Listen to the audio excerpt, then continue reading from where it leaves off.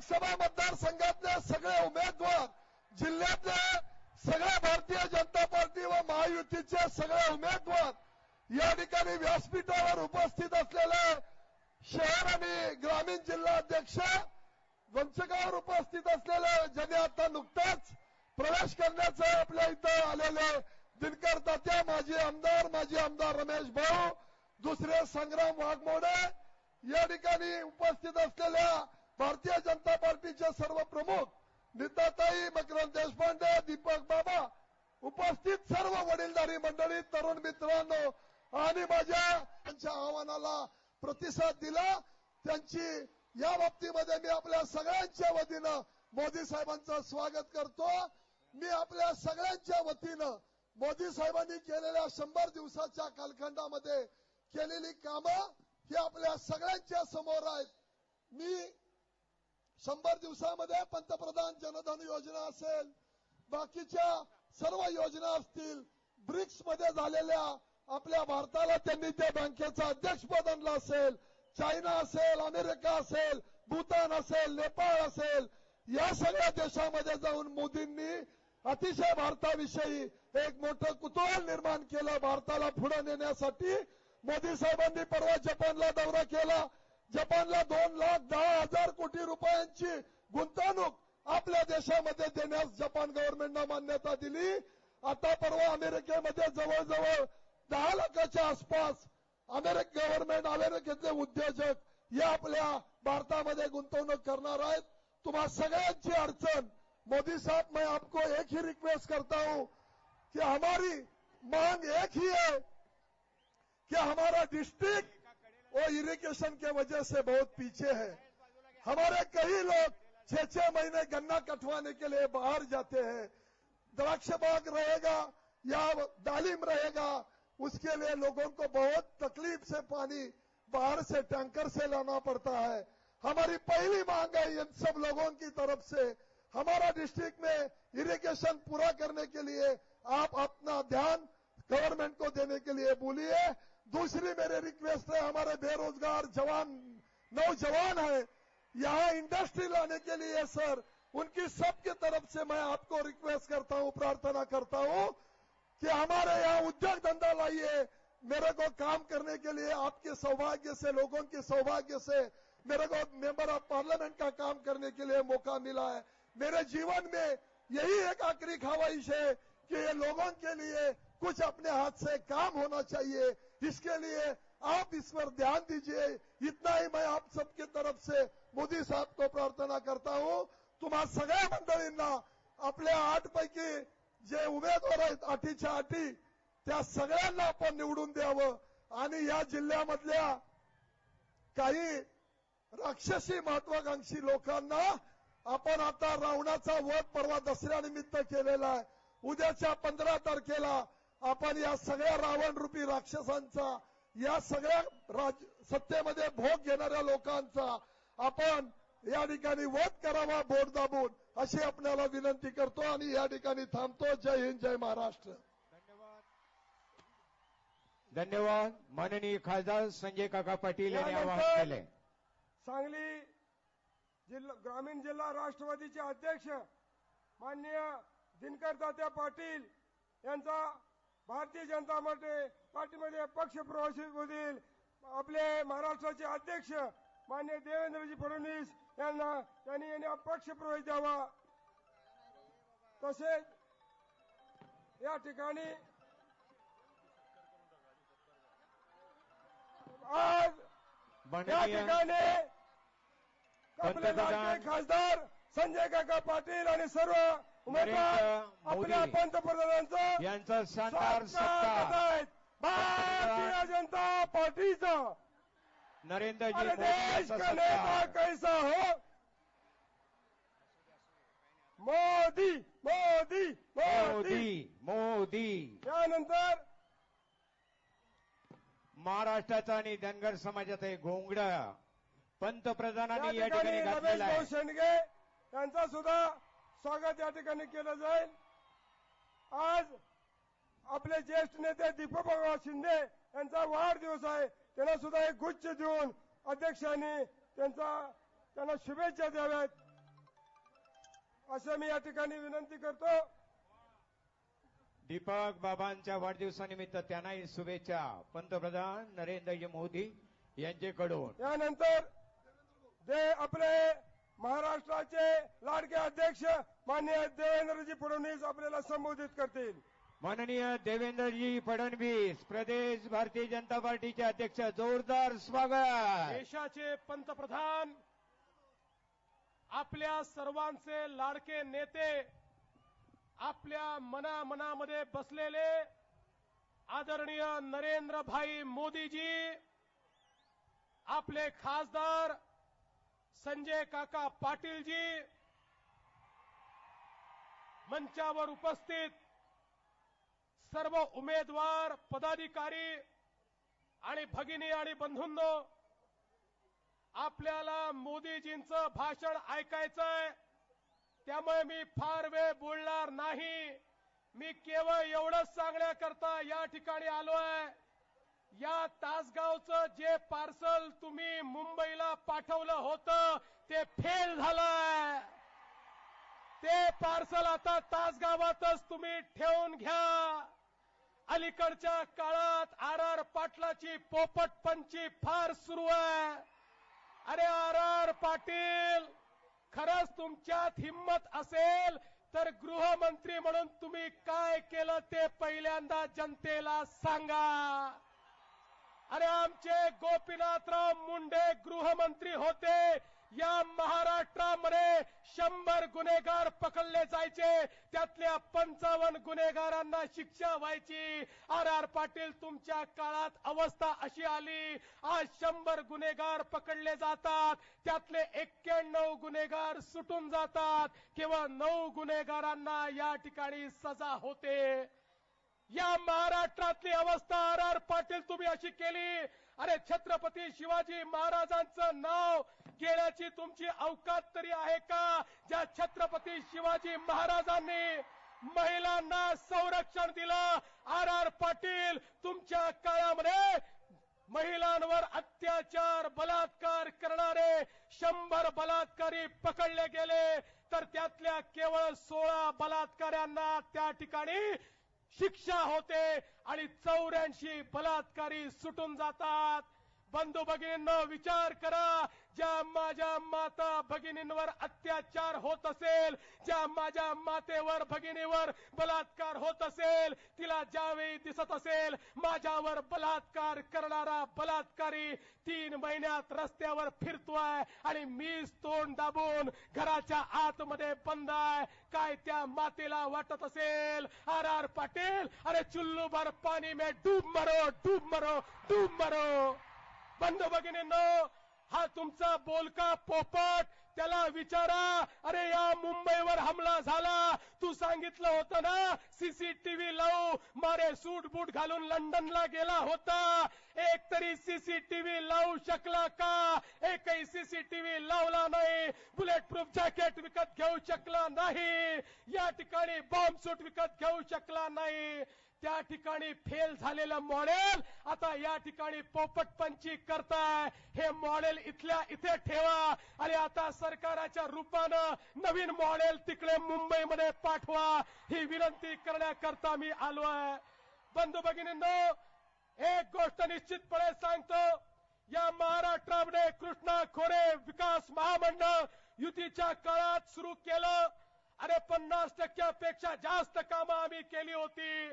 हे काँग्रेस राष्ट्रवादीवाले उरलेली कामं 15 वर्षात करू शकली नाही. माननीय मोदीजींच्या साक्षीनं तुम्हाला सांगतो, पुन्हा आपलं सरकार येणार आहे आणि कृष्णा खोऱ्याचे प्रकल्प हे भारतीय जनता पक्षाच्या कार्यकाळातच पूर्ण होतील, हा विश्वास या ठिकाणी मी तुम्हाला देतो. शेवटी एवढंच सांगतो, नवीन सरकार येणार आहे आणि हे नवीन सरकार, आमच्या आदरणीय मोदीजींनी सांगितलं होतं की या महाराष्ट्रामध्ये एलबीटी म्हणजे काय? मोदीजींनी सांगितलं एलबीटी म्हणजे लुटो बाटो टॅक्स. हा लुटो बाटो टॅक्स, हा एलबीटी या महाराष्ट्रात आम्ही हद्दपार केल्याशिवाय राहणार नाही, हा विश्वास तुम्हाला देतो. आणि या मंचावर जे बसलेले आहेत, या सांगली जिल्ह्यामध्ये मोदीजी दुसऱ्यांदा आले आहेत. मागच्या वेळेस काकांना प्रचंड मताने तुम्ही निवडून दिलं. आता एवढीच विनंती तुम्हाला आहे, बंधू भगिनींनो, या ठिकाणी काँग्रेस राष्ट्रवादीला भोपळा देखील फोडता आला नाही पाहिजे.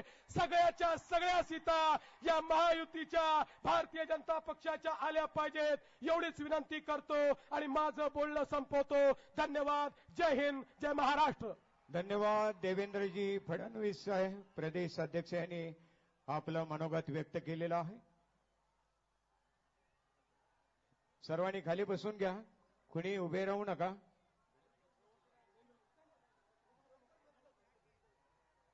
आणि आता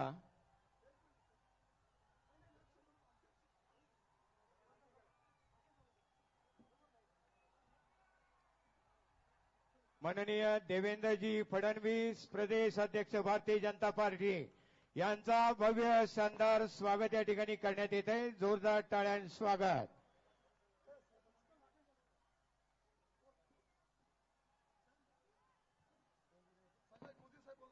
यानंतर ज्याची आपण प्रतीक्षा करत होतो ते आपले लाडके पंतप्रधान माननीय नरेंद्रजी मोदी आपल्या समोर या विराट सभेला संबोधित करतील.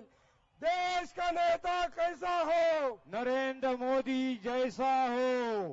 आदरणीय पंतप्रधान प्रधानमंत्री नरेंद्र जी मोदी सभा को संबोधित कर रहे हैं.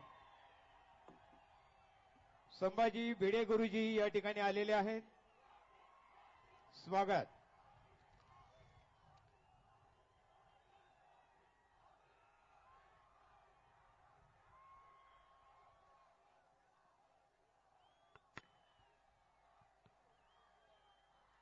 मंचावर बसलेले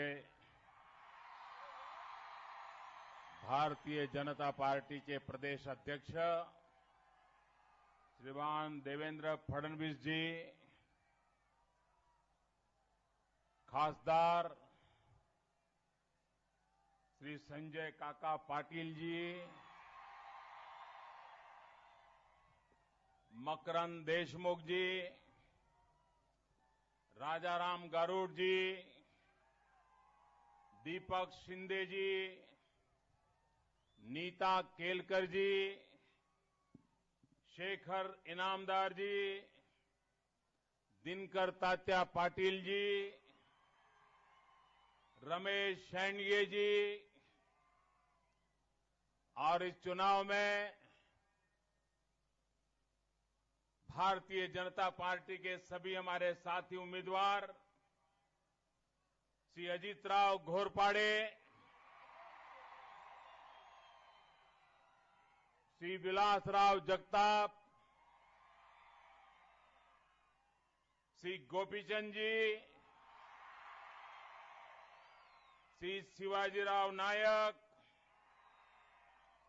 सुरेश खांडे, पृथ्वीराज देशमुख, सुधीर गाडगील और विशाल संख्या में पधारे हुए मेरे प्यारे भाइयों और बहनों,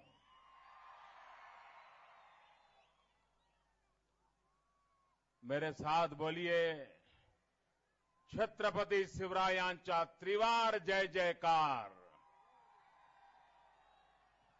छत्रपती शिवरायांचा त्रिवार जय जयकार. छत्रपती शिवरायांचा त्रिवार जय जयकार.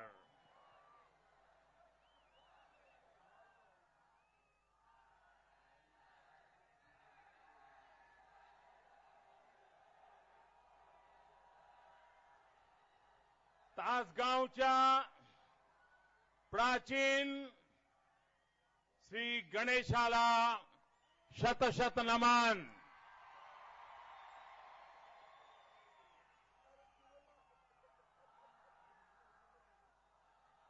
श्री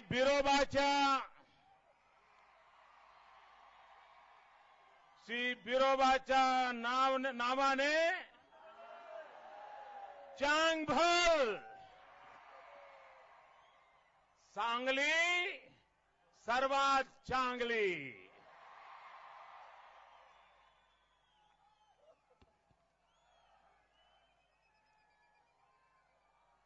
भाइयों बहनों, मेरा इस धरती के साथ एक विशेष नाता है।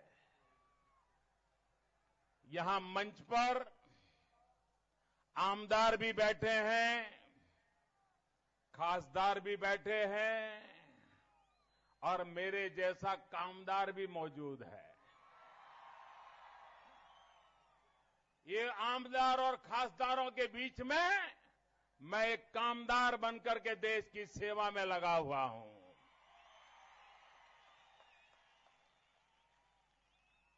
भाइयों बहनों, मेरा इस धरती से एक विशेष लगाव है।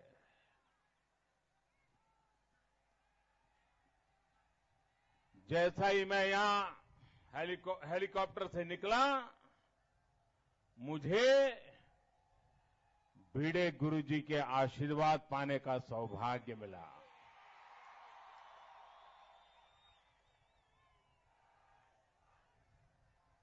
और आप जिस नरेंद्र मोदी को देखते हो, उसको बहुत छोटी आयु से जिन्होंने संस्कार दिए, शिक्षा दी और जिनके जीवन पर मैंने किताब भी लिखी है, वे लक्ष्मण राव जी इनामदार यहां से 40 किलोमीटर दूर खटाऊ के रहने वाले थे, जिन्होंने मेरे जीवन को बनाने में बहुत बड़ा योगदान किया था। हम उनको वकील साहब कह के याद करते थे और सेतुबंध नाम से मैंने उनके जीवन पर एक किताब लिखी है। और आज फिर से एक बार उस धरती का ऋण चुकाने के लिए मैं आज आपके पास आया हूं। मैं आज आपसे एक विशेष काम से भी आया हूं, क्योंकि मैं चुनाव के समय, लोकसभा के समय आपके बीच आया था।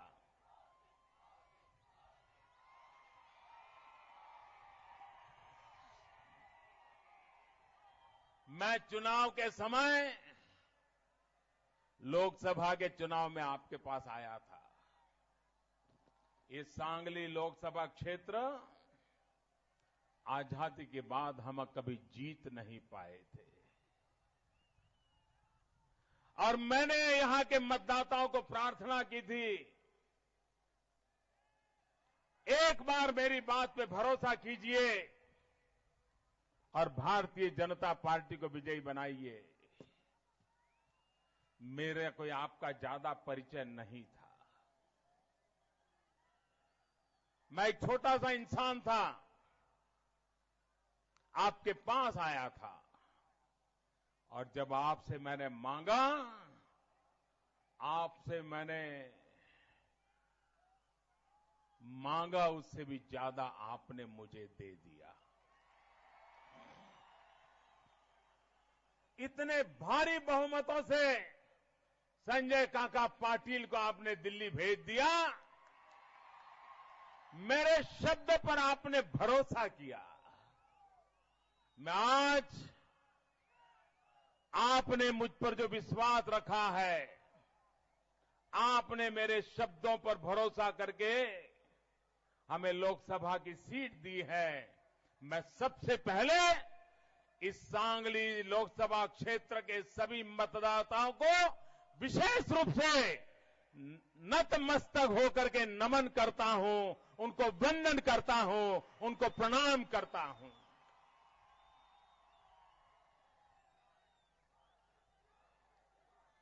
भाइयों बहनों, जब भारतीय जनता पार्टी ने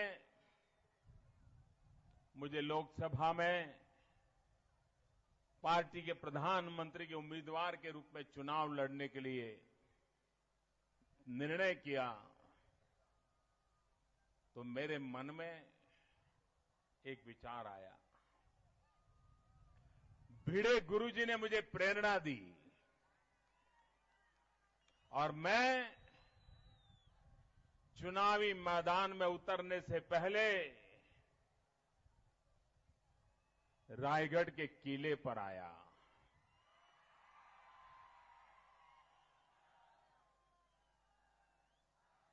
छत्रपति शिवाजी महाराज की उस समाधि के पास अकेला साधक की मुद्रा में जाकर के बैठ गया। लंबे अरसे तक उस महापुरुष का पुण्य स्मरण करता रहा और मैं प्रार्थना करता रहा कि मुझे भी आप वाली ओजस्विता, तेजस्विता, पुरुषार्थ और पराक्रम करने की प्रेरणा दीजिए ताकि मैं भारत के सर्वजन हिताय, सर्वजन सुखाय अपने आप को समर्पित कर पाऊं। और उसके बाद मैंने अपना चुनाव अभियान का प्रारंभ किया था। जो लोग छत्रपति शिवाजी महाराज का नाम लेकर के ऐसी बातें बता रहे हैं, मुझे बहुत पीड़ा होती है। श्रीमान शरद राव, आज आपके एक बयान ने मेरे दिल को गहरी चोट पहुंचाई है। आपको इतिहास का भी ज्ञान नहीं है। गुजरात का जन्म तो 1960 में हुआ। उसके पहले गुजरात तो महाराष्ट्र का हिस्सा था और आज भी हम महाराष्ट्र के छोटे भाई हैं। गुजरात वालों ने गुजरात ने हमेशा कहा महाराष्ट्र हमारा बड़ा भाई है। आज भी हम मानते हैं और हम तो सदियों से आपके छोटे भाई बनकर के रहे हैं। हमने कभी उस भाषा के लिए सोचा तक नहीं है जो बात आज आपने गुजरात के नाम पर उसके मुंह में डालने का घिनौना पाप किया है।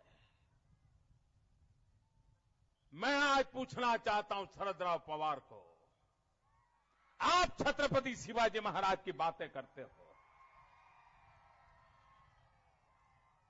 ये मुंबई का एयरपोर्ट उसको छत्रपति शिवाजी महाराज के नाम से जोड़ने का काम किसने किया? अटल बिहारी वाजपेयी की सरकार ने किया। आप मुख्यमंत्री थे, आपको तो कभी सूझा नहीं। दिल्ली में आपकी कांग्रेस की सरकार थी, आपको कभी सूझा नहीं। अरे विक्टोरिया टर्मिनल, मुंबई का स्टेशन, उसको छत्रपति शिवाजी महाराज के नाम से किसने जोड़ा? अटल बिहारी वाजपेयी की सरकार ने जोड़ा। आपको तो कभी सूझा नहीं था। और इतना ही नहीं, श्रीमान शरद पवार जी, आप अनेक वर्षों तक मुख्यमंत्री रहे महाराष्ट्र के। आप केंद्र में कृषि मंत्री रहे हैं। मैं जानता हूं आपके चरित्र में छत्रपति शिवाजी महाराज के गुण आने की संभावना ही नहीं है।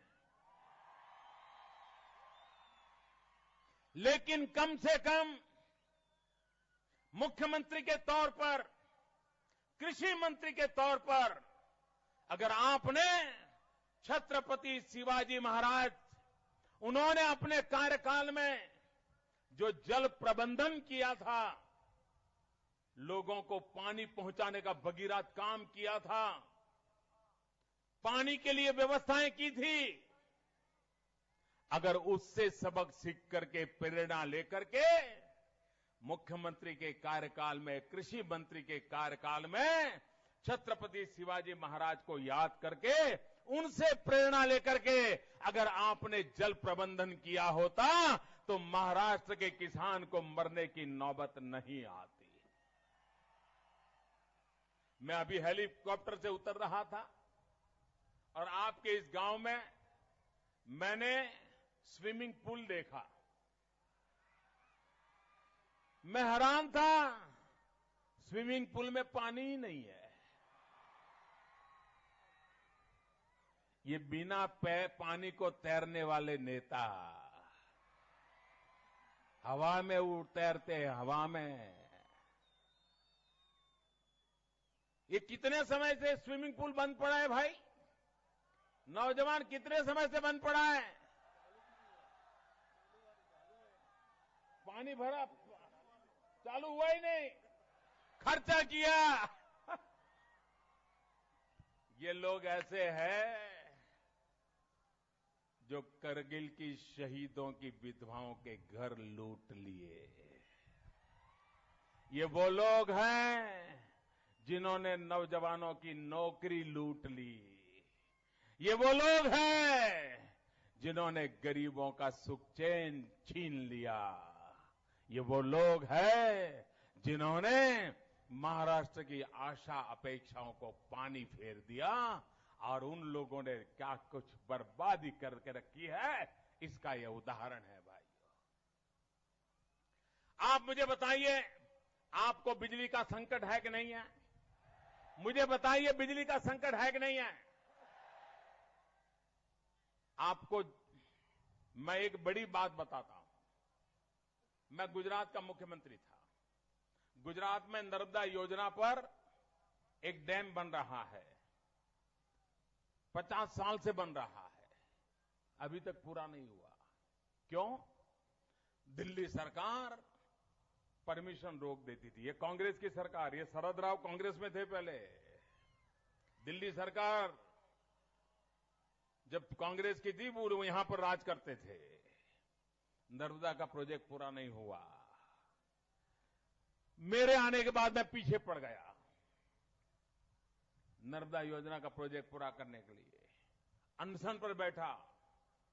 कुछ हद तक तो दिल्ली सरकार को झुकना पड़ा, लेकिन फिर 2005 के बाद उन्होंने ठान ली कि नर्मदा प्रोजेक्ट हम पूरा नहीं होने देंगे।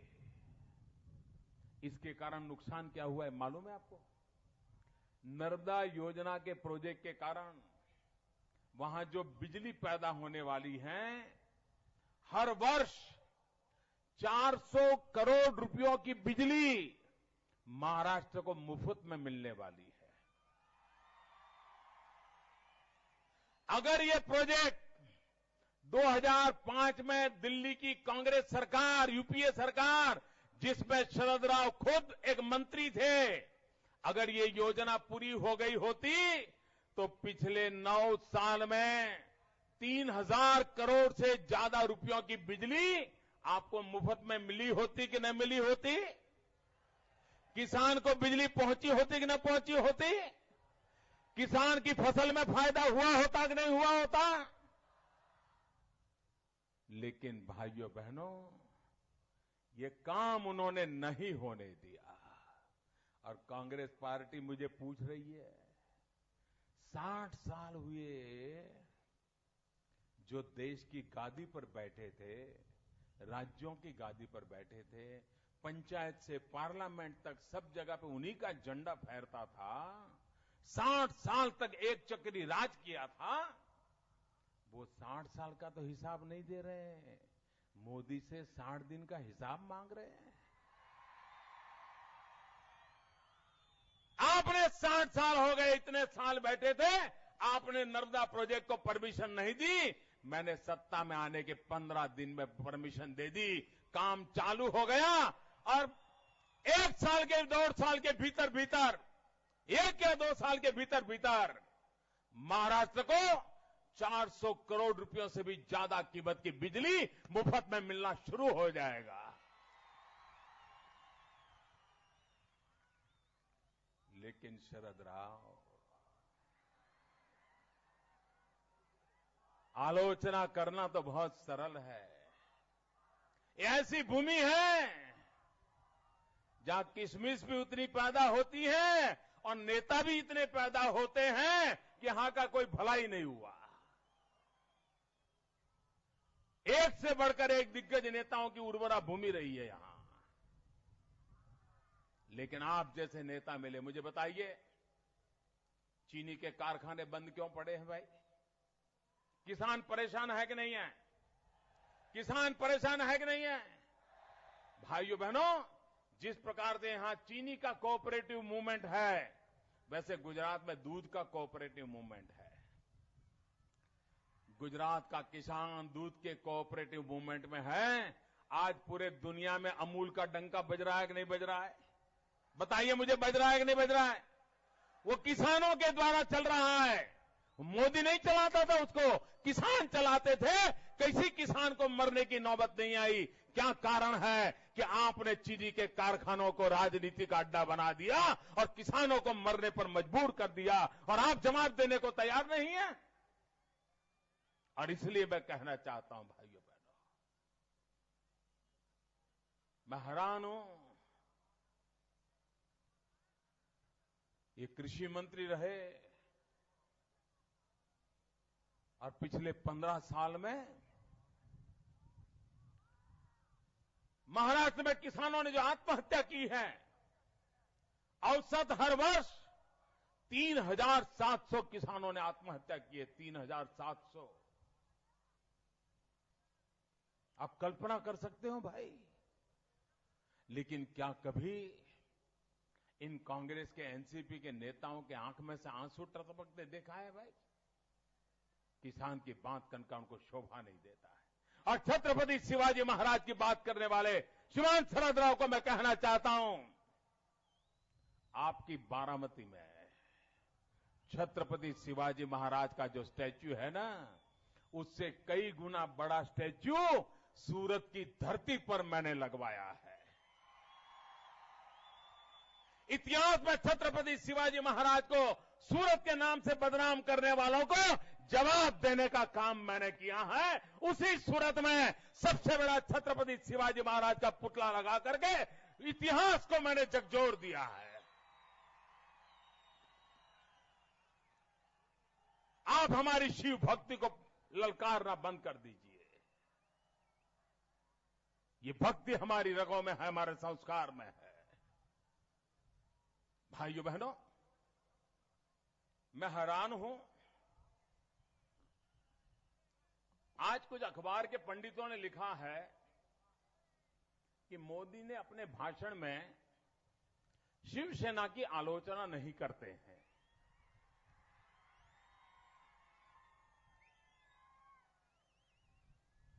भाइयों बहनों, बाला साहब ठाकरे की गैर हाजिरी में महाराष्ट्र प्रदेश का यह पहला चुनाव है और मैंने मन में तय किया है कि बाला साहब ठाकरे के प्रति मेरा जो आदर है, मेरी जो श्रद्धा है, और जिस शिवसेना को बनाने के लिए बाला साहब ठाकरे ने अपना जीवन खपा दिया था, दुनिया भर की आलोचनाओं के खिलाफ वो अकेले खड़े रहे थे, उनकी संकल्प शक्ति को मैं हमेशा आदर करता रहा हूं। और इसलिए मैंने तय किया है कि बाला साहब की गैर मौजूदगी का ये पहला चुनाव है, महाराष्ट्र का पहला चुनाव है। और इसलिए मैं बाला साहब के प्रति अपनी श्रद्धा और आदर को व्यक्त करने के लिए शिवसेना के खिलाफ एक शब्द भी नहीं बोलूंगा। ये मेरी बाला साहब ठाकरे को श्रद्धांजलि है, ये मेरी बाला साहब ठाकरे को आदरांजलि है। और इसलिए अखबार के लोग हमारी भावनाओं को समझे बिना हर चीज को राजनीति के तराजू से तोलने की मेहरबानी करके कोशिश न करें। राजनीति से ऊपर भी आदर और श्रद्धा के कुछ तत्व रहते हैं, उसको राजनीति के तराजू से तोला नहीं जा सकता है। और इसलिए ये पहला चुनाव है, उनकी गैर मौजूदगी का पहला चुनाव है, और मेरा कर्तव्य बनता है कि उनके आदर में शिवसेना के खिलाफ एक शब्द भी नहीं बोलूंगा। लेकिन भाइयों बहनों, आप मुझे बताइए, ये 15 साल आपने एनसीपी की घड़ी चलाने की बहुत कोशिश की कि नहीं की? एनसीपी का जब जन्म हुआ उस दिन घड़ी की सुई वहीं थी, उससे आगे जरा भी गई है क्या? वहीं पर है कि नहीं है? आप निकाल दीजिए उस समय की फोटो। जिस दिन एनसीपी का जन्म हुआ उस दिन का घड़ी का फोटो निकाल दीजिए, आज का निकाल दीजिए, उनकी सुई वहीं की वहीं अटकी हुई है। अरे जो पार्टी खुद की घड़ी की सुई नहीं चला पाती, वो महाराष्ट्र के भाग्य की दिशा कहां बदल पाएगी भाइयों? कहां बदल पाएगी? भाइयों बहनों, ये कहने को दो दल है, लेकिन दिल एक है। दल दो दिल एक। कांग्रेस हो, भारतीय राष्ट्रीय कांग्रेस हो या राष्ट्रवादी कांग्रेस हो, ये एक ही गोत्र के चक्के बक्के है। ये कांग्रेस से ही निकले हुए हैं। इनका चरित्र में कोई फर्क नहीं है, उनके इरादों में फर्क नहीं है, उनके मकसद में फर्क नहीं है, उनकी आदतों में फर्क नहीं है। उनको तो सिर्फ इन्हीं कामों में रुचि है भाइयों। ये राष्ट्रवादी नहीं है, ये भ्रष्टाचारवादी है, भ्रष्टाचारवादी। ये भ्रष्टाचारवादी मानसिकता वालों के खिलाफ ये महाराष्ट्र का चुनाव है भाइयों। ये महाराष्ट्र का चुनाव महाराष्ट्र को स्थिरता और विकास की गति देने के लिए है, और इसलिए आज मैं आपके पास आया हूं। अब महाराष्ट्र को ये युति के चक्कर से बाहर निकालना है कि नहीं निकालना है? आप मुझे बताइए, निकालना है कि नहीं निकालना है? अभी भी गठबंधन करते रहना है क्या? आपकी बर्बादी का मूल कारण ये गठबंधन है। आपकी मुसीबत का कारण गठबंधन है, कोई जिम्मेवारी नहीं लेता है। भारतीय जनता पार्टी जिम्मेवारी लेने के लिए तैयार है। मैं जिम्मेवारी लेने के लिए तैयार हूं। आप पूर्ण बहुमत वाली सरकार बनाइए, पूर्ण बहुमत वाली सरकार बनाइए भाइयों। मैं जरा पूछना चाहता हूं,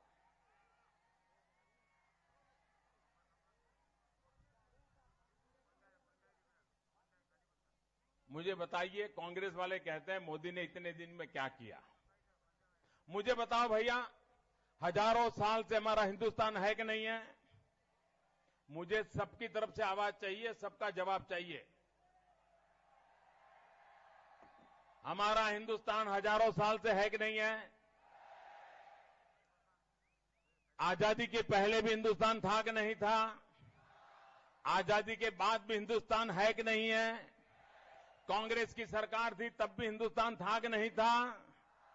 लेकिन क्या कभी दुनिया में हिंदुस्तान का डंका बजता था क्या?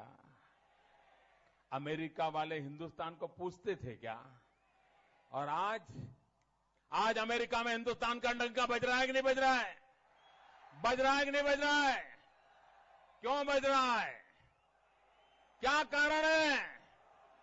क्या कारण है? क्या कारण है? क्या कारण है भाइयों? मोदी के कारण नहीं बज रहा है। ये जादू मोदी का नहीं है, ये करिश्मा मोदी का नहीं है। ये अमेरिका में हिंदुस्तान का डंका इसलिए बज रहा है, ये डंका बज रहा है 125 करोड़ देशवासियों के कारण। 125 करोड़ देशवासियों ने संकल्प करके दिल्ली में पूर्ण बहुमत वाली सरकार को चुना है। पूरा जन्म समर्थन देकर के प्रधानमंत्री को चुना है और उसके कारण दुनिया भी उसकी बात सुनने के लिए तैयार हुई है। ये पूर्ण बहुमत की ताकत है। महाराष्ट्र की भी सारी दुनिया में पहचान बननी चाहिए कि नहीं बननी चाहिए? सारी दुनिया में महाराष्ट्र का नाम गूंजना चाहिए कि नहीं गूंजना चाहिए? सारी दुनिया में महाराष्ट्र नंबर 1 होना चाहिए कि नहीं होना चाहिए? हिंदुस्तान में चारों तरफ महाराष्ट्र की वाहवाही होनी चाहिए कि नहीं होनी चाहिए? अगर आप चाहते हो तो महाराष्ट्र में गठबंधन की सरकार की गलती कभी मत करना। पूर्ण बहुमत वाली भारतीय जनता पार्टी की सरकार बनाइए और फिर हमसे 5 साल के बाद हिसाब मांगिए। आप हम आपको हिसाब देंगे, अपने कामों का जवाब देंगे। हम कांग्रेस की तरफ भागने वाले लोग नहीं है। और इसलिए भाइयों बहनों, आज मैं आपसे आग्रह करने आया हूं कि आप भारतीय जनता पार्टी को पूर्ण बहुमत से विजयी बनाइए। मैंने आपको चुनाव में वादा किया था कि मैं प्रधानमंत्री कृषि सिंचाई योजना लाऊंगा। किसान को खेत तक पानी पहुंचाने का एक भगीरथ काम शुरू करूंगा। पहले ही बजट में उस काम को मैंने बजट के अंदर डाल दिया और काम की योजना बनाना शुरू कर दिया। हम वादा निभाने वाले लोग हैं भाइयों।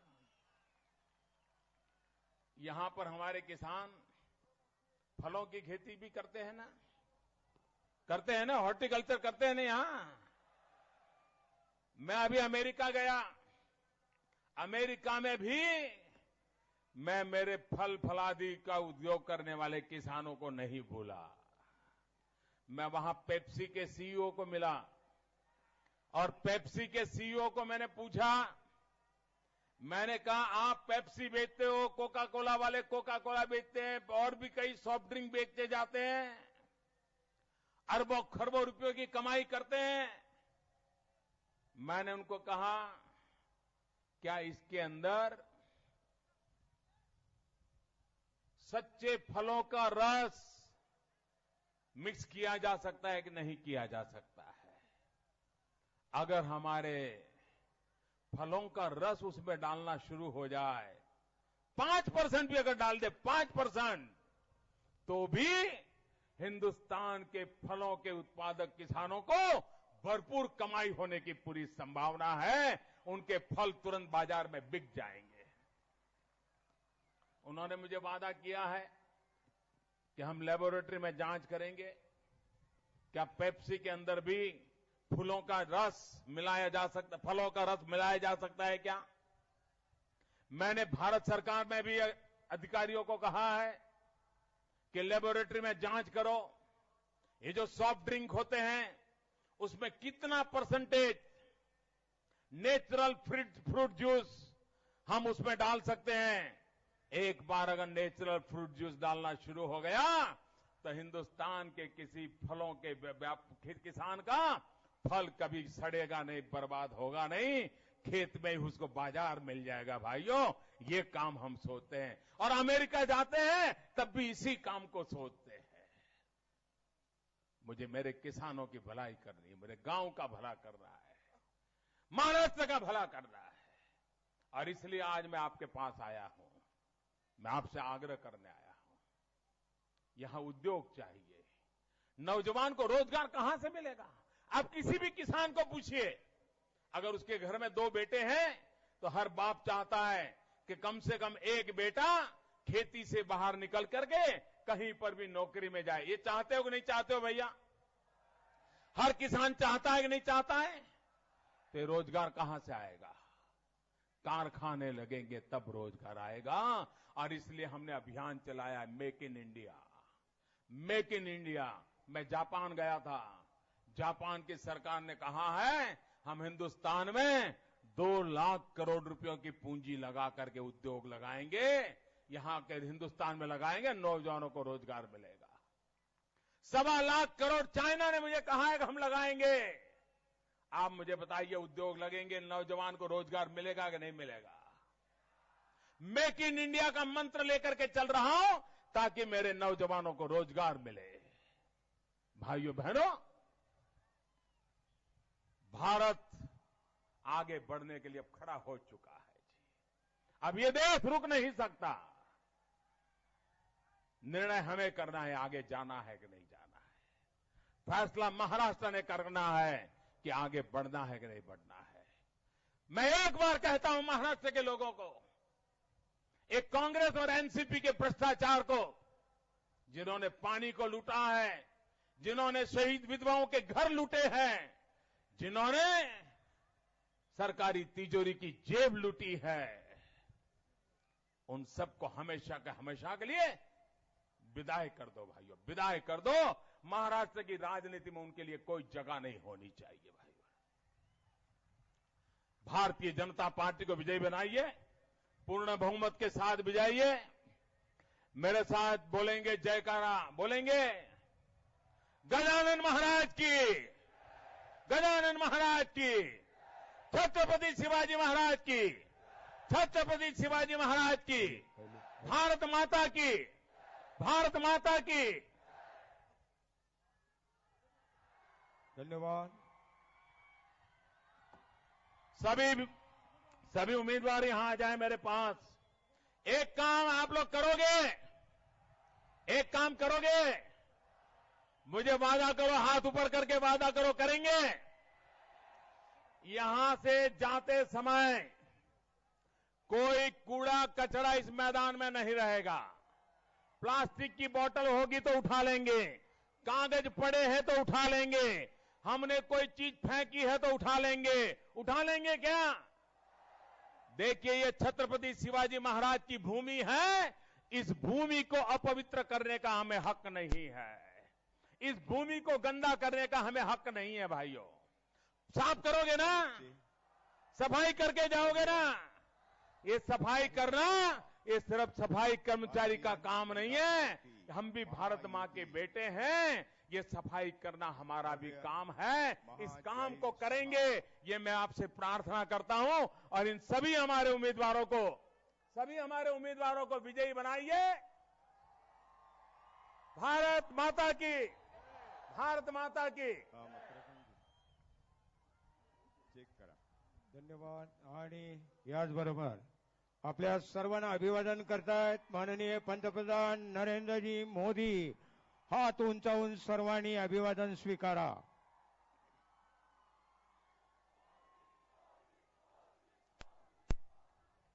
सर्वांना धन्यवाद, सर्वांचे हार्दिक आभार। आवाहन केल्याप्रमाणे सर्वांनी प्रतिसाद द्या। महिला आणि आलेले पुरुष, ज्येष्ठ नागरिक सर्वांना शिस्तीत आपण मैदानातून बाहेर पडायचं आहे। आणि जाताना माननीय पंतप्रधान नरेंद्रजी मोदी साहेब यांनी केलेल्या आवाहनाला प्रतिसाद द्या। जाताना कुठेही आपल्याला काही कागद, बाटल्या, इतर घाण दिसेल ती उचला आणि एका ठिकाणी बाहेर आपण गोळा करा। सर्व आलेल्यांना धन्यवाद, सर्वांचे हार्दिक आभार।